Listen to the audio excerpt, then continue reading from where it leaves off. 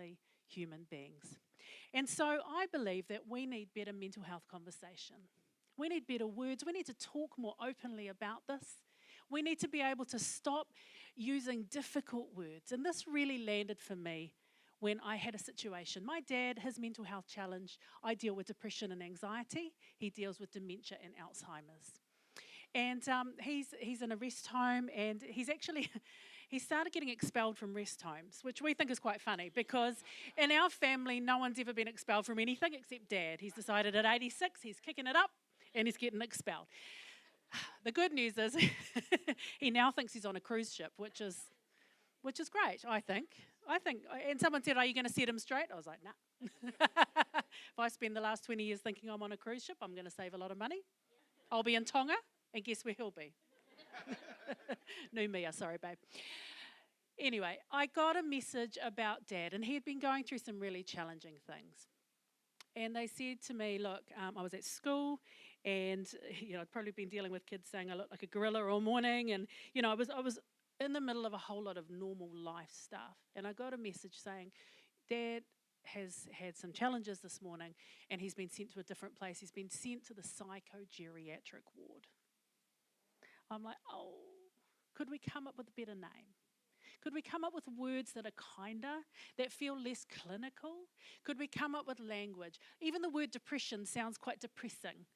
Anxiety is very complicated because are we talking about clinical anxiety? Are we talking about anxiety disorder? Are we talking simply about the anxious thought that keeps us alive, that makes us think, oh, did I turn off the hair straighteners? Oh, did I turn off the... Yeah, we need the stuff to keep us alive, but what we don't need is for it to become life-controlling or in a way that kind of gets out of hand, yeah? So, why are we all so tired? I'm feeling a little bit jaded, a bit like me, sending people off on the wrong cruise. Why are we so tired? Because our brain is an energy-hungry monster. Your brain is 2% of your body weight and uses 20% of your energy. Can use up to 40% if you're doing heavy cognitive thought. We end up in a situation, who's ever felt like, oh, I've been doing something and I've come away and I feel exhausted and I haven't even done anything. Let's play a little game. Put a finger down. Just hold your hand up like that. If I say something that you can relate to, I just want you to pop a finger down. All right, you ready? So let's put a finger down if you've ever been busy with cognitive thought and you felt exhausted afterwards. And you think, I haven't even done anything. I'm just tired. That's because your brain is a what? Energy-hungry monster. Fantastic. All right, put a finger down if you've ever walked into an exam or a meeting or a situation where you were well prepared and you got a complete and utter brain blank, mind blank. You're like, I thought I was organised. I walk in and I'm like, no, I'm out. All right. Put a finger down if you have ever struggled to sleep even though you're really tired. How many fingers have we got? Some people are already out, right? We call that tired but wired. And a lot of people can relate to that. We feel exhausted. We go to bed and we're like, oh, we're watching Netflix. We think, oh, I'm just so tired. I'm so tired. And then you think, oh, just shut my eyes. And then you're like, go to bed. How many penguins in Antarctica? Oh, maybe it's just me. All right. Put a finger down if you've ever not told someone how you're feeling with your health or your mental health because you thought they might not understand. I don't want to overburden them, and I'm sick of being the person with the problem. Yeah, a lot of people might feel that way. Put a finger down if you've ever made a funny decision under pressure, like book someone on the wrong cruise, put your phone in the freezer and the drink on the bench, and go on. Walked into. Finally, put a finger down if you've ever walked into a room, completely forgot why you were there, and had to come back and redo the situation. I can see a lot of people. All right, put your hand down. Well done. Have a look around. We're all different, and yet to some degree we are all the same. Now, my next slide is very, very scientific. I have a reason why we're all so tired. You ready? Here are the things we had to think about in 1980. Here are the things we have to think about in 2023. Can anybody relate? Now, the problem is as our world becomes more complicated, we don't put things to one side. We don't say, well, we have to deal with a global pandemic, so therefore we don't need to pay the mortgage. Wouldn't that be nice? You know, we now have to deal with, well, there's a war in Ukraine, so I'll stop, feeding the children. Or, when we add stuff to our world, we're not taking other things away. We are simply having to grow to absorb. And for me, I don't know about you, but I feel like I'm trying to do a Rubik's Cube of about this size. We live in a world that is hugely complicated. We live in a world where the information coming towards us is exponentially bigger than anything we used to have to deal with. I'd be concerned if you weren't tired. Actually, there's a lot going on. So let's just start by saying, give yourself like a little internal thumbs up. You're doing okay. You're doing okay. Can I start by saying that today? You are actually doing fine. I want to sing you a little song this morning, actually to remind us that when this is big, when it's all going on, we feel like we have to be responsible for today, tomorrow, next month, next week, next year. And yet the only thing that we have any control over is just one day at a time. Anyone got any idea what song I'm about to sing? Beautiful old country song. One that I have sung to myself many times when my mental health is under pressure. When I wake up in my world and anxiety or depression are big in my world. Understanding that what is required of me is not worried about next year, next week, what the neighbours think, what's going on in the global economy. All that I'm responsible for is just to deal with today, 1 day, 1 minute, 1 hour at a time. So I'm going to sing you that.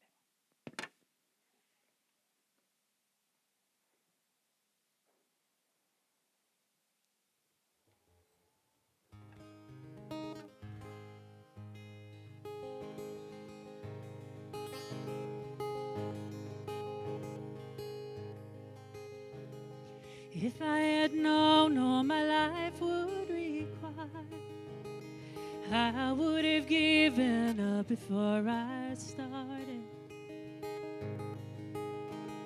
And if I had seen all the mountains to climb, I would be frightened and I'd be faint-hearted. As I awake and I lift up my eyes and I look for your beautiful face, I throw up my hands and I lay down my pride. I am empty but full of your grace. One day at a time, sweet Jesus, here's all I'm asking from you. Just give me the strength to do everything you want me to. Yesterday's gone, sweet Jesus, and tomorrow may never be mine. Lord, help me today, show me the way, one day at a time. The road set before me is steep and it's long, but you have promised me strength for the journey. And I've walked for weeks without seeing the sun, but I am confident tides will be turning. Just enough courage to take on the day and be grateful for what I can see. Just enough hope to find beauty around, and your grace that's sufficient for me. One day at a time, sweet Jesus, here's all I'm asking from you. Just give me the strength to do everything you want me to. Oh, yesterday's gone, sweet Jesus, and tomorrow may never be mine. Lord, help me today, show me the way, one day at a time. Lord, help me today, show me the way, one day at a time.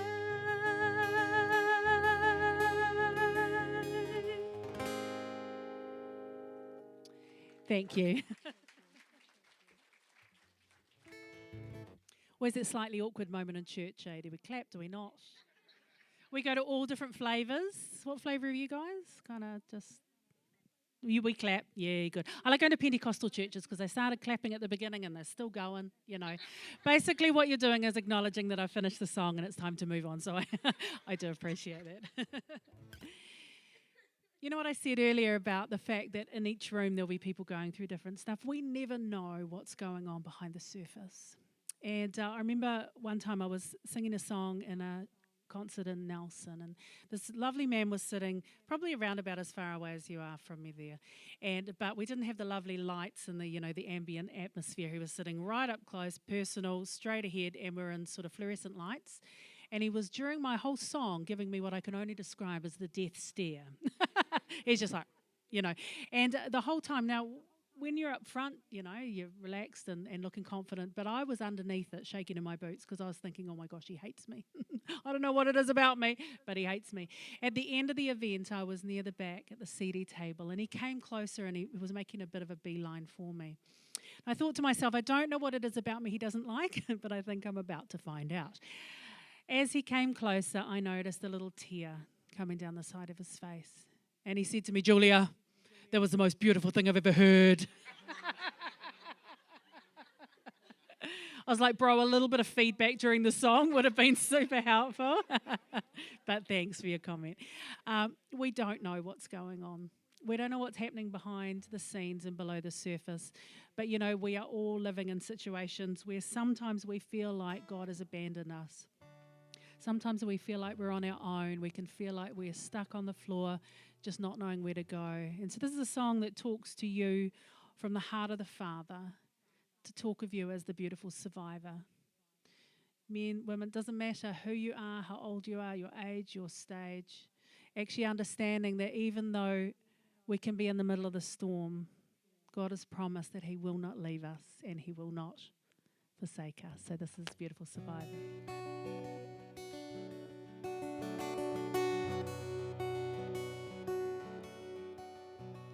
Sometimes the night is so deep, you just cannot sleep for all that's surrounding you. Everything said circles your head. You feel like you're drowning, but here in the shadow, you know I won't leave you alone. I said I would never abandon you here on your own. Well, I'm always on your side, even when you struggle. It makes your wings grow stronger. You're a beautiful survivor.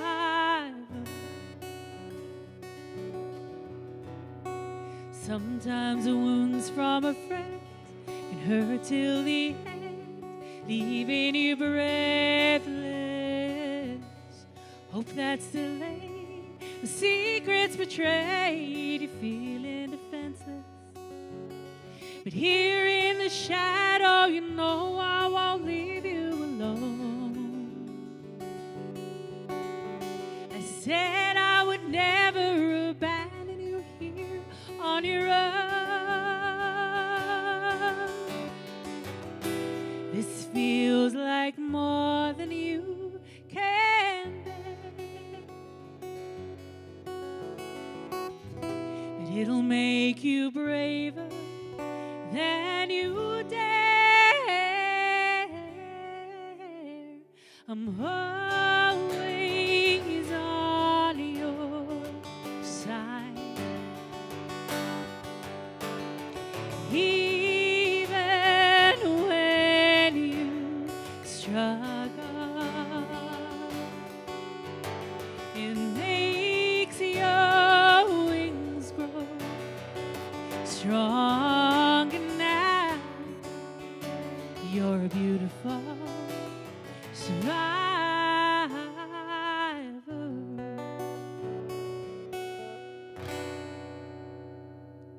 Thank you.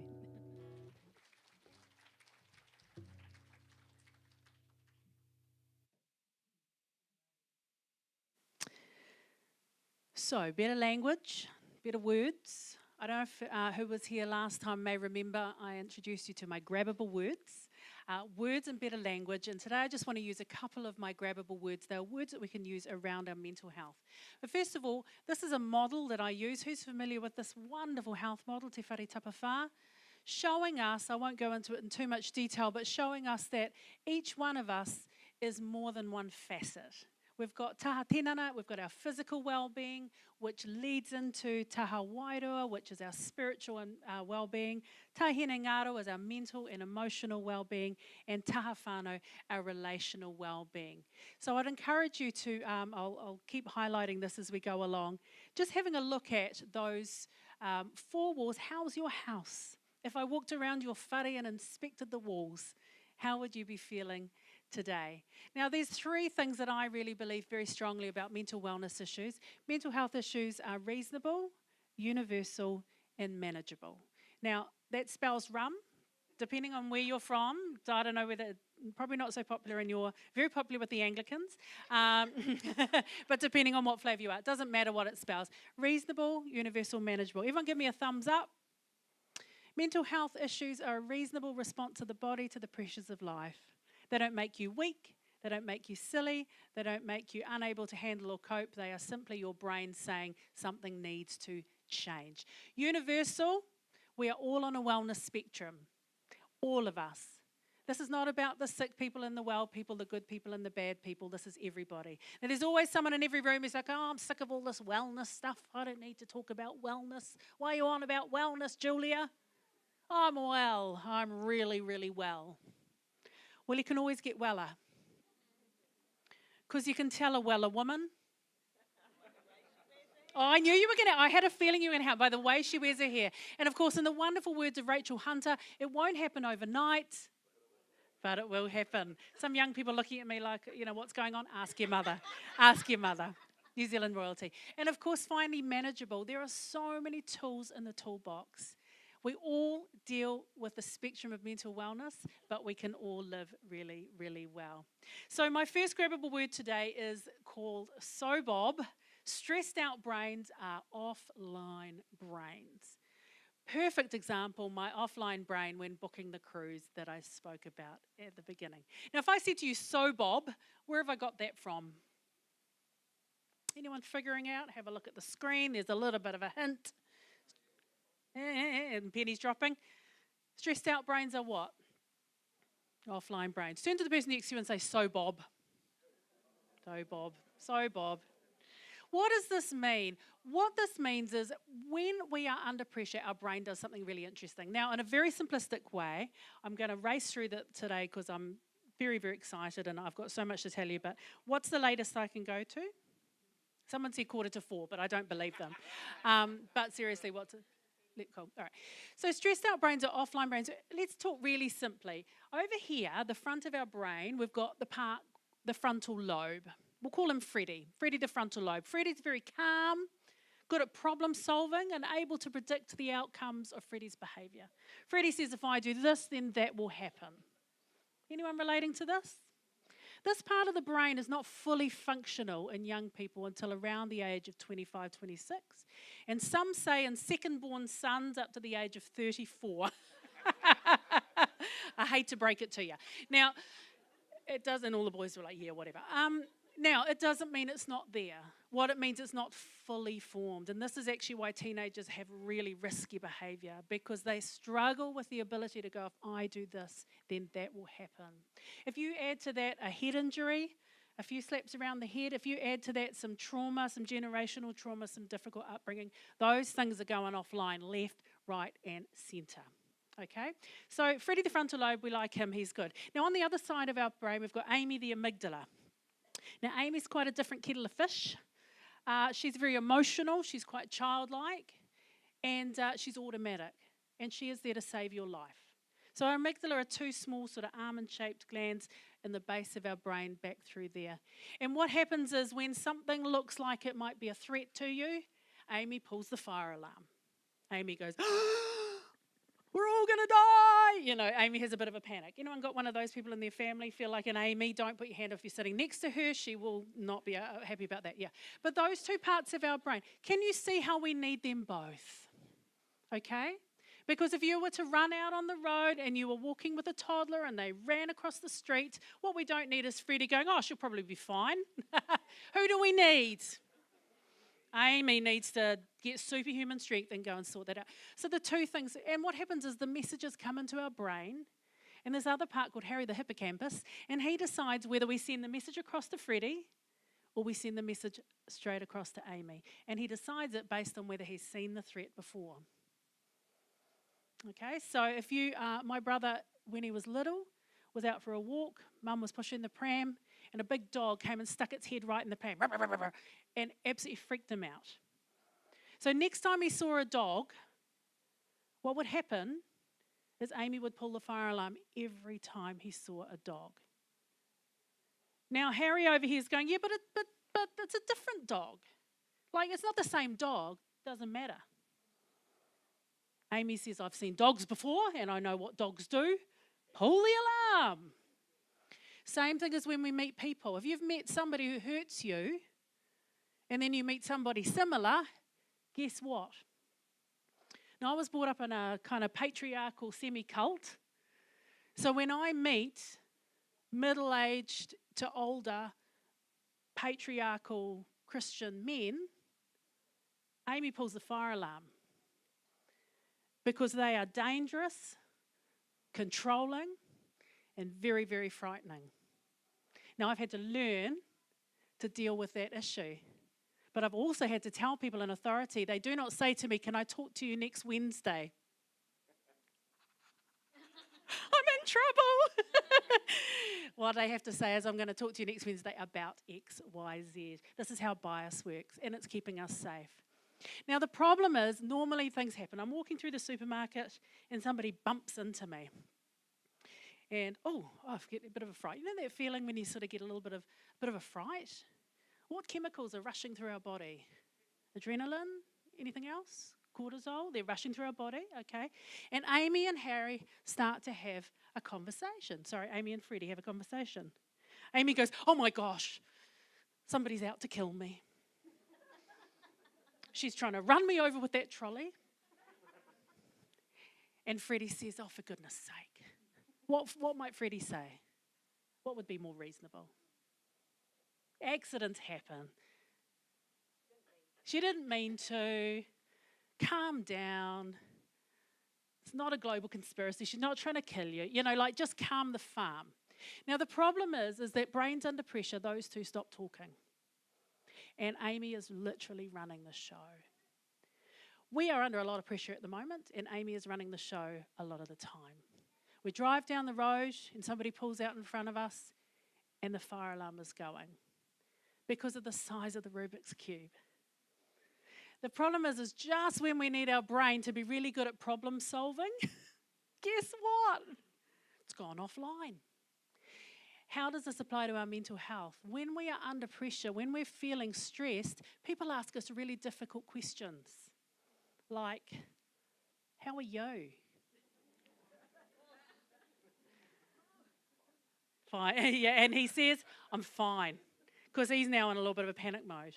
Because Amy's like, oh my gosh, what do you mean? Like, how much information do you want? Are you going to intrude? You know, if I'm honest with you, am I going to lose my job? Am I going to be, what if I say that I'm dealing with mental health issues, does that mean I'm not a good Christian? Like, what's going on here? And people also ask questions like, what's wrong? My personal favourite, if there's anything I can do, let me know. How much problem solving do you expect me to do? When brains are under pressure, SOBOB is really important. SOBOB can help you let yourself off the hook. When you lose your keys, when you book the wrong thing, when you do the stuff, instead of just being like, what an idiot, actually going, you know what? No, my brain is trying to keep me alive. SOBOB. Thank you, Amy. You can calm down now. And when someone tries to pull out, or in the supermarket bumps into you, or you're dealing with a child, or you're actually working with someone under pressure, instead of expecting them to work at a high problem-solving level, let's just bring it down a notch. And everybody say, so Bob. Stressed out brains are what? Offline brains. You need to take a break and take the pressure off. So our first grabbable word today is that so Bob, stressed out brains are offline brains. And the second one is to recognize your wobbly point. Now, I don't know about you, but after a few years of COVID lockdowns, I came out with more wobbly points than I went in with, but that is not my topic today. What's your wobbly point? The point at which your body is telling you that it's going into stress response. That if something doesn't change, it's all going to go downhill from here. And can I tell you something? Your body tells you a lot earlier than we give it credit for. We tend to ignore things and leave them. Recognizing the wobbly point does not mean that we're getting a psychological diagnosis. It does not mean that we have all the answers. All it means is I recognize something is wrong, something's not quite right, and I'm going to tell you about it. I love the language of the wobbly point because we might not know what to say to those difficult things. We're not going to come into work after a Friday and say, like, how was your weekend?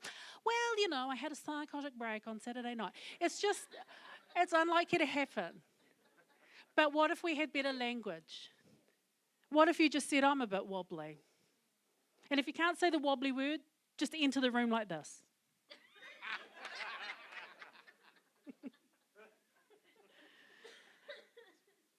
So, when we go into that stress response, our body responds in one of four ways. It goes into fight, flight, freeze, or fawn. So it goes highly activated, fight or flight, or it goes underactivated into freeze or fawn mode. And you're probably all familiar with fight and flight. You know what freeze means?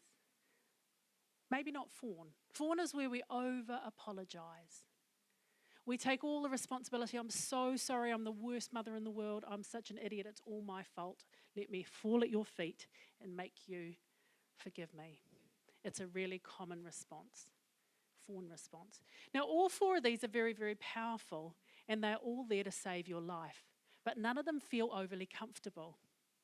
And from a Christian perspective, all of them at some level can feel like you're doing something wrong. Oh, terrible me, I got angry. Or I ran away when I should have stood up. Or I went all quiet when I should have said something. Or I apologized when I didn't need to. What we need to understand is our brains are actually doing what God designed them to do.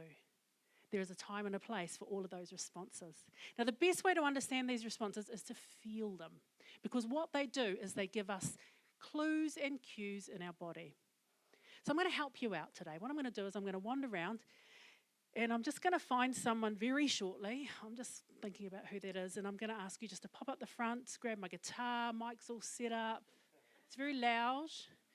Volume's right up high. I'm just going to get you to grab a guitar, just sing a song. It's easy. It's so easy. I've already done it. How hard can it be? If I can do it, I'm from West Auckland. Let's face it, anybody can, right?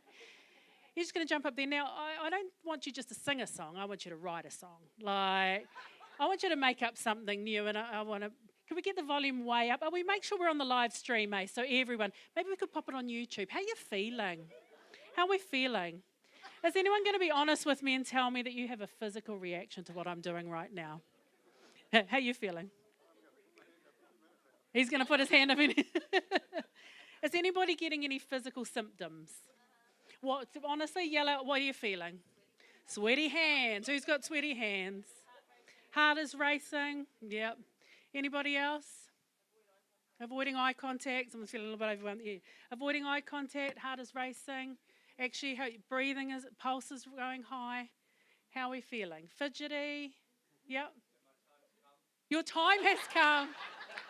My time has come. Now, the good news is, you ready? I'm not going to do that. And everybody went, thank goodness. It's very natural, but it's quite exhausting. And when we put ourselves in the shoes of someone who is feeling that all the time,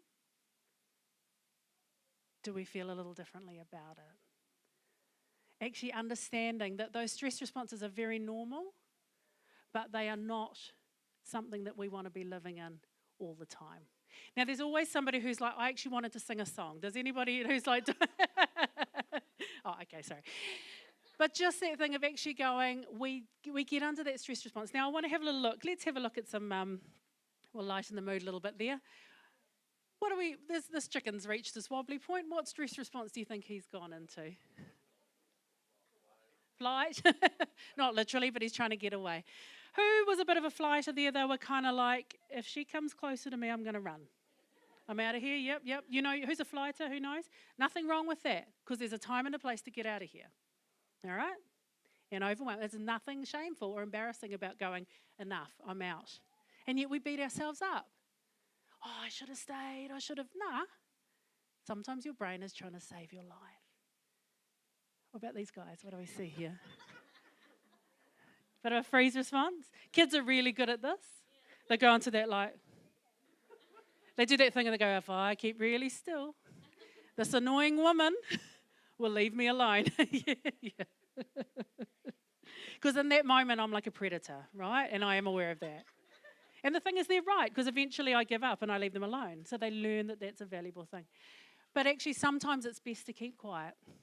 Is there a time and a place? Sometimes it's best just to zip it and to stay still. And actually, that's okay. What do we think of that little bunny? Isn't it cute? It's been a little bit, oh, I'm so cute. Oh, I'm so sorry. Maybe a bit of fawn response. All right, what do we see here with these guys? Yeah, in our fight mode. Dog's looking very confused. How do we know the cat's in a bit of fight mode? Tails up, yeah, paws up, tails big and making himself big and fluffy. Don't we try and make ourselves big and aggressive sometimes? Pufferfish do this. You prod them and they go blah, blah, blah, blah, blah, blah. Yeah. And yet sometimes we look at a situation where we feel angry or aggressive and we think, oh, I'm so bad. Maybe the cat's defending her kittens. And that would be okay in the context of what's going on. And then there's these guys, they're just super cute, right? So when it comes to our wobbly point, we get insurance for the house, we get insurance for the car, we get insurance for the cat, and we forget to make plans for our wobbly days. Can I tell you that today is a good day to make a plan? Because on the day is too late. When we're already feeling under pressure, it's all a bit much. It's too hard, too stressful. If someone comes to me when I'm having a really wobbly day and says, how you feeling? I'm unlikely to be rolling through my Rolodex going, I think I might make a new friendship today. Because stressed out brains are what? Offline. We need to plan ahead. And this is why I've got a little thing called a Jelly Buddy card. Before you leave today, I want you to grab some Jelly Buddy cards. And a Jelly Buddy card says on here, check in, hang out, get help. It's sitting down and having a coffee with a friend and saying, I love you, I trust you, and I'm going to give you permission to check into my world. I also give you permission to come and hang out with me, even if I say I'm fine. Even if I say no, I say to my Jelly Buddies, turn up at my house. If I don't answer the door, break a window. If the cops turn up, show them your Jelly Buddy card. I guarantee this will stand up in a court of law. I do not guarantee this will stand up in a court of law. But the point is, on a good day, I will acknowledge that I need company. But when I'm under pressure, I will say, I'm fine. Leave me alone. I actually want time back. I know what's good for me, but sometimes it's too hard to do. And so I give those people permission to override. I encourage you to go home and on the back of there's a little QR code, and there's also one on the sheet I'm going to highlight in a minute. And on that is a free download. It goes onto my website. It's got a download of the grabbable words. Download them, print them out, stick them on your screensaver, stick them on your phone, stick them on your fridge. Sit down with your family, make a jelly for pudding, and talk about your wobbly points. Eat the jelly and say, how do you know you're wobbly? What's going on in your world? How does your voice change? How does your actions change? How are you feeling? What do you want me to do? How can I help? Because on the day when Freddie and Amy are talking is the best day to make the plan. Because when we're under pressure, it's too difficult. Does that make sense? All right. I think we need a little bit of a check-in.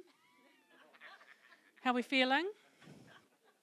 Right, got any ones in the room? Like, oh, I didn't really sign up for this today. Came to church, what's going on? Who's number 2? Just like, yeah, well, she sees me, she's seen me, and I'm hoping she doesn't come near me again. Who just is a number 3 every day? We love you. Yeah, just a happy Larry, number 3. Number 4? Probably not going to admit it. Not feeling so great. 5. I've had a few number 5 moments this week. 6. Not feeling so great. I've had a bit of an anxious overwhelm for the last few days, I'll be honest. For me, mental health is not about battling and winning and fighting. It's a dealing and managing. And for me, I've had some difficult days in the last few weeks. And I've had to get every tool out of my tool belt to help learn and grow. This is an ongoing issue. If you've got breath in your lungs and a brain in your head, you will be dealing with our mental well-being. And that's actually totally fine. 7? Anyone a bit of a 7? I don't know, the world feels a bit 7 at the moment. Yeah, 8. Who would prefer to be 8? Yeah. And all the teenagers said, yep. And of course, who's actually underneath it all, really just a number 9? Love it. All right. So today, we're going to look really quickly at our 1 degree of change. And on your table, this is for you to take home, is a little 1 degree of change habit tracker. And the reason I've made this is actually sometimes it's good to put stuff into practice, because we talked earlier about the faith and then the works. So the habit tracker helps us to come up with an idea of something that we would like to do, and then you can track it for the month. Now you can either do one thing and then have 4 people, or you could do 4 different things. But I really want to encourage you, the topic of it, what's the first 4 words on the piece of paper? Someone read it out. 1 degree of change. Now you can have 1 each.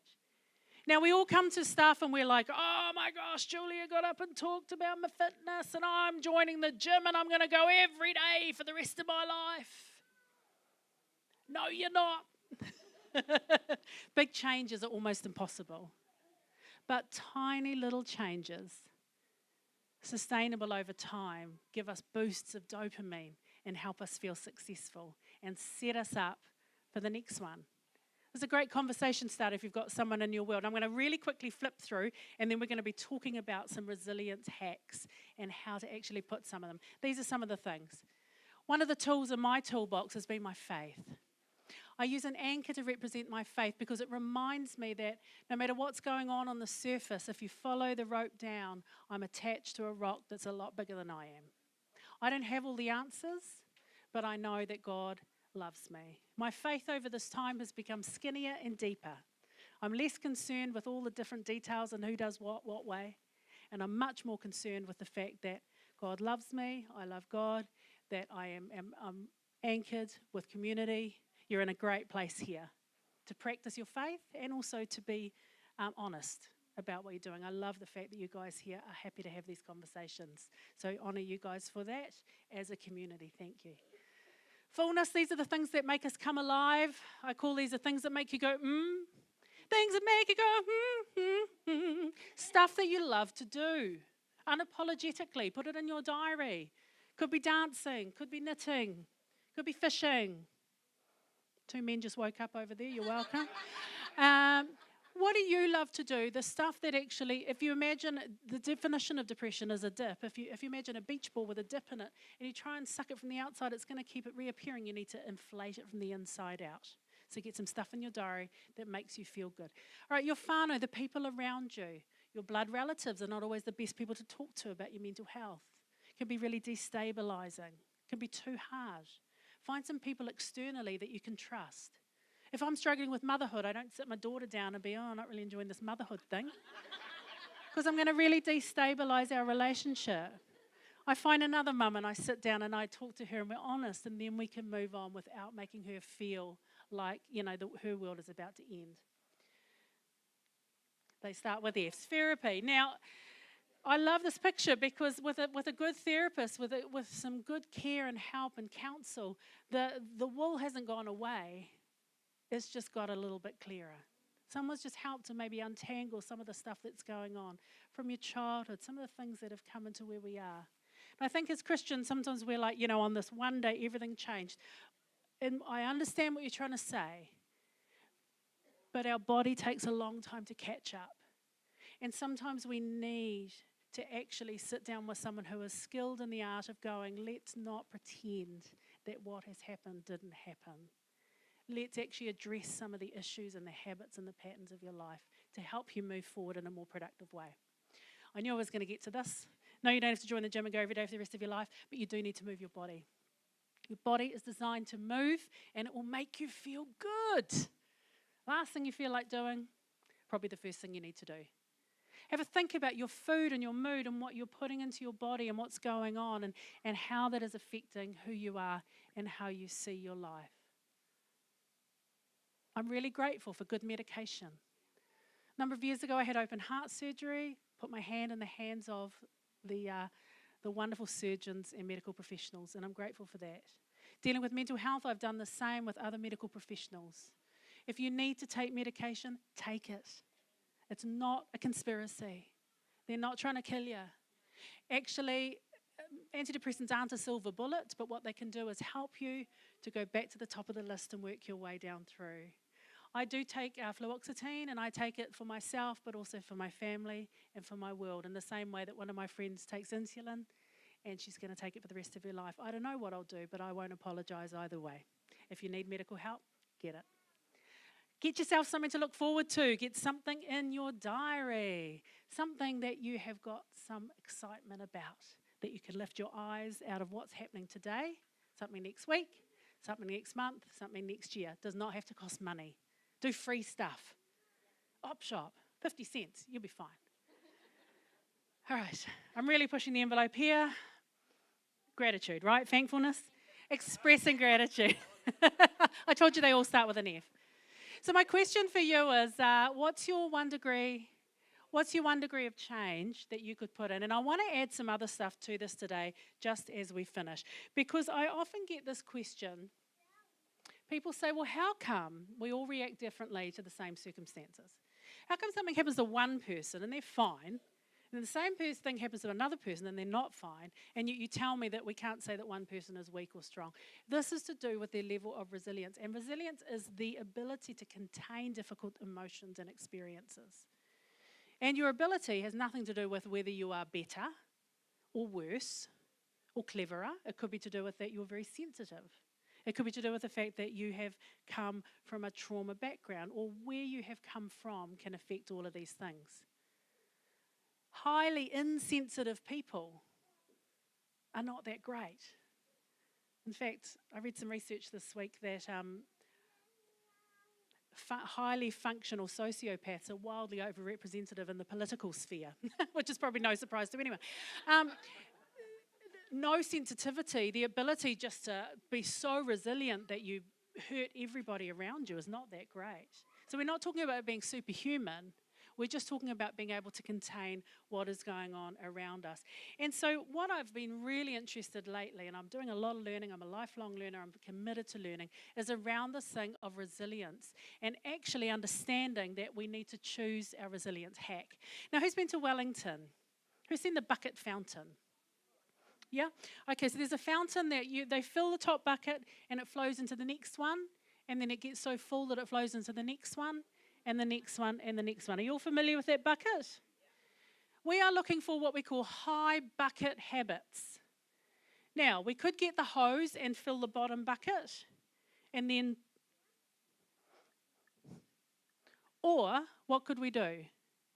Get the hose and stick it straight into the high bucket. What will happen? It will flow on and flow on and flow on. I can see some really lazy people going, oh, I like the sound of this. Because I'm you, right? I'm a procrastinator and I'm always looking for a shortcut.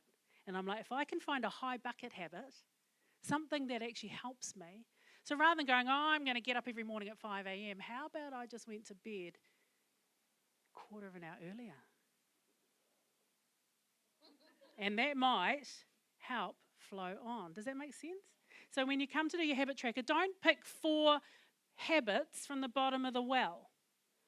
I'm going to become Superman, eat only grass and, all this stuff. Pick easy stuff that will help flow on. If you can never find your walking shoes, so you can never go for a walk, maybe your habit might be tidy my wardrobe. Because now you can find your shoes, might make it easier to go for the walk. Are you hearing me? All right, so what are we going to do for our resilience? First of all, we're going to do some hard things. Now, doing hard things means we build our resilience muscle. Anyone able to do juggling? You are? Come on up. Give him a hand. Oh, Josh. No? No, he's close. Yeah. All right. Now, he's going to do some juggling. Oh, no, not. Oh, he is. Oh. You're going to juggle with two? Oh, okay. Michael, you juggle with one. There you go. Look at you. Right, give him a paki. Oh, my God. Okay, right. Amazing. Give him a clap. All right, thank you. I'm very impressed. I don't know what happened to you, but it looks impressive. You survived. Well done. Thank you. All right, now I'm going to get you to juggle with a 3. All right, go for it. 1, 2, 3, 4. Oh, give him a clap. Okay. Right, so he did how many? 3? All right. What would be a good goal? Should we set a goal for 30? What would you reckon? 5. Okay, is that a reasonable goal? Yeah, okay, all right, let's give him a go. All right. 1, 2, 3, 4, 5. Ah! All right, give him a paki. Okay, I'm going to get you to sit down. Thank you, guys. We're really low on time. But the point is, doing some hard things that are a little bit too hard help build our resilience muscle. Some of the things where we just, when you just want to give up, just not giving up for just a little bit more helps us feel a bit of discomfort. It's like when you come to summer and you take your shoes off for the first time and you walk out onto the stones and you're like, ow, ow, ow, ow, ow, ow, ow, I've got these really soft feet. And by the end of summer, you're just walking on hot coals, hot sand. You've got used to it a little bit at a time. 1 degree of change. So actually, next time you're doing something and you think, oh, I'm doing my crossword or I'm doing my cross stitch or I'm out fishing and I think, oh, I'll just give up. Just give it another couple of minutes. Just do that extra little bit over and over and it will help build that resilience muscle because the next time it will be a little bit easier again. And don't set a goal that's so far away that it's almost impossible. All right, the next one. Celebrate the tiny wins. I love this. We don't celebrate enough. Now, I need 3 people in the room. I'm going to come to you. Who's done something this week that nobody will give you credit for, like cleaning the skirting or like finishing your to-do list or maybe clearing your email box or something that you don't think you've got enough credit for? Anybody going to be brave enough to tell us, or you can opt someone else in? You get a medal. She gets a medal. What's she get a medal for? She cleaned the oven. Give her a clap. Oh, I'd like to thank Mum and Dad and all my family. What did you? Yes. She cleaned the shower drain. Give her a paki. Oh my gosh, we're not getting enough credit. Now I feel like some of these people over here are doing stuff. Maybe someone over there. Does someone want to, yes? She moved her bedroom around, she vacuumed everything. Let me pass that back to her. Oh, amazing. Honestly, guys, when you're little, everyone's telling you you're amazing all the time. And when we come to adulthood, we never get any pakis. We need to do more. We need to celebrate our tiny wins and actually go, go me. Because when we celebrate, you'll see on your tracker there, every 6 days you need a party. Because when you celebrate, you get a feeling of success, and that will help set you up for the next goal. Because dopamine actually helps with problem solving. All right, next one. Get more sleep. Oh, who struggles with sleep? Oh my gosh. This is hard, and I'm preaching to myself here. I found out that the brain literally washes out toxins while we sleep, during that REM sleep, during that really active dreaming state. There's this thing called the beta amyloid protein, or bamyloid I like to call it, and it builds up in our brain, and our cerebrospinal fluid washes it out while we're asleep. It's highly connected with aging, dementia, and Alzheimer's. And actually, that time of sleep is not just about feeling better, it's about keeping us functioning really well. And just a little bit of extra sleep. So that's that really deep, active dream state. So I'd encourage you. Now that's all well and good. How do we do it? Well, here's some ideas. I don't have all the answers, but you could try taking some magnesium. A really, really simple solution. You could also try having a banana before you go to bed. High in magnesium, high in potassium. Actually can really help you sleep better. Who gets to sleep but then wakes up about 3 o'clock? Yeah, so maybe try having a little bit of protein before you go to bed.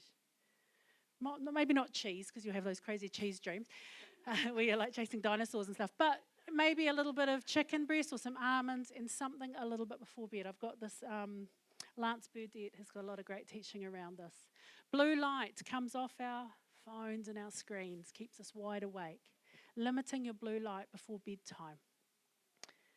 Getting into a bit of a routine, actually going, if we did this a little bit more. Once again, I keep using the word little. Don't make big goals, just set small goals. A little bit of a routine. A great opportunity to pray, to read, to meditate, maybe do some gratitude, some of those good things around your bedtime. Make it a nice time rather than a difficult time. All right, next one is get bored. I've learnt some stuff about this, my goodness, getting bored. What happens when we get bored? Our brain defrags. It goes into default mode network. Any IT people here? What does defrag mean? Anyone can clean up? Reorganize, yeah. So defrag's like a term in IT where it's basically putting all the ones and the zeros back into place, refiling, tidying up your desktop. Now there's two schools of people, one of whom I'd open up your laptop and there'd be one folder. And inside would be other folders and other beautiful folders. And some people are sitting there feeling very pleased and proud of themselves now. And then there's the other ones, all the rest of us. And you open, and there's so many folders open, and the font is so big that they're starting to double up. Is anyone ever? Oh, that's me. Right. And in that situation, our brain defrags when we're bored. What it does is we zone out. We get that feeling of kind of daydreaming, zoning out. Sometimes we feel this when we're driving. Not that great, but has anyone ever driven along and been like, how did I get here? Okay, so your brain's gone into default mode network. What happens while it's in that zone is it starts to sort out memories and experiences. It helps to create a sense of self. Who am I? Where do I sit in the world? What's my moral compass? And it helps to solve big problems. What have we invented to make sure we never go into default mode network? Going to hold it up? Our phones. Now, there's not the phone that's the problem. This is not me going to be up there, everything's wrong because of TikTok. It's not the phone, it's how we use it. When did I used to get bored? In tiny little slivers. Waiting for the bus. Go to the doctor. I'd sit down in the doctor's office and you'd sit there and you're bored. There's a magazine from 1974. I don't want to touch that because it's been touched by 4,000 sick people, And so you just sit there and you just look around. And you just kind of look around and you wait. No, I don't. I jump on my phone. So actually, once again, small slivers. Just give yourself some breaks. Allow yourself to get bored. Michael said to me, I'm creative. He said to me, babe, you're only cheating yourself. Great things happen when we get bored. I was in the middle of recording my first album. I got stuck. Couldn't get the chorus of a song. I'm sitting there with the producer and he's looking at me and I'm looking at him and we're both thinking, you should be sorting this out. And in the end, we were like, let's just go for coffee. Shut the door, walked up the road, got a bit of sunshine, talked about the kids, talked about the family, talked about life in general, came back to the studio, walked in, wrote the chorus. Good things happen when we get bored. And finally, some practical stuff there. You can go for a walk, you can have a nice shower, have a nana nap, 10 to 30 minutes, not too long, or you wake up like an angry bear in the middle of the day. Some sport, doing some active relaxing, maybe some craft, something that keeps your body busy but allows your brain to wander off. Learning to crochet, no. Crocheting when you can already crochet, yes. Does that make sense? Learning to ski, probably not. Going for a ski when you're good at it? Absolutely. Those moments where we can let our brains switch off. And finally, express gratitude.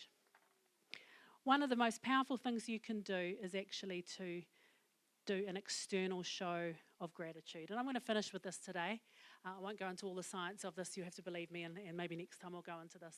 But actually going down to your $2 shop and getting yourself some of these, some little bows, and going around your world and distributing them. Now, if you give these to your teenagers and say, go and put this on what you're grateful for around your house, where will they go?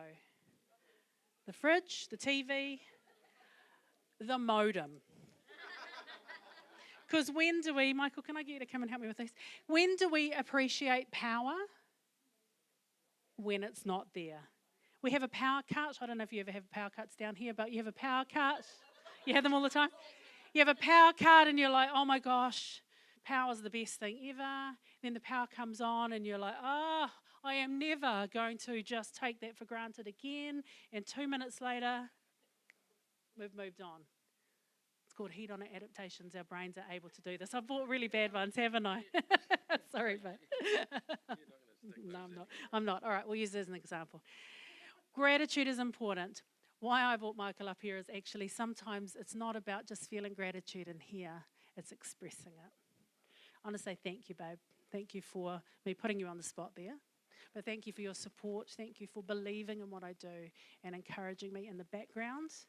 And, you know, you see all that goes into this, and I really do appreciate your point of view, and I love you. Thank you for coming along with me today.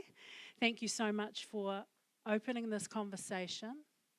Get some of those and stick them around your house. Put them on your friends. You're a gift. I'm grateful. Get them walking out of your house with a bow on them. People go, why is that there? Well, actually, I'm grateful because my friend says I'm a gift and they're grateful for me. And to walk away. And we're going to express gratitude to our God this morning. Amen. So let's pray. And we're going to thank God for our amazing brains and all that we can learn. And we're going to have our gratitude expressed in that way. And you're going to take home one of those. Oh, sorry, on there. On the bottom there, if you do anything with socials, I'd love for you to come and support me on Facebook, Instagram, and that is the download to the Grabbable Words. There's free stuff there. If you've got anyone else in your world that just needs a bit of a hand, please send them in my direction so that our community can become stronger, so we can keep talking. We're going to make sure you get Jelly Buddy cards before you leave. We'll have them at the door. Please take a couple of those and sit down and have those conversations around your mental health. And I'll wrap it up from there if that's cool. All right, let's pray. Father, we thank you for our amazing brains. We thank you that you have given us so much to work with. But most of all, we thank you that you've promised that you'll walk with us through all of those things. And Lord, as we consider our 1 degrees of change, we look at what we could do to help us and help those around us. We do not forget that it is your strength that helps us with each of these things. Lord, I pray for every person in the room and every family represented here, that you would help us to live beautifully, but also to spread a message of hope in the gospel to our wonderful community. I pray your blessing on the Beachlands community and beyond. In Jesus' name we pray. The sun sets free, who is free indeed. I'm a child of God, yes I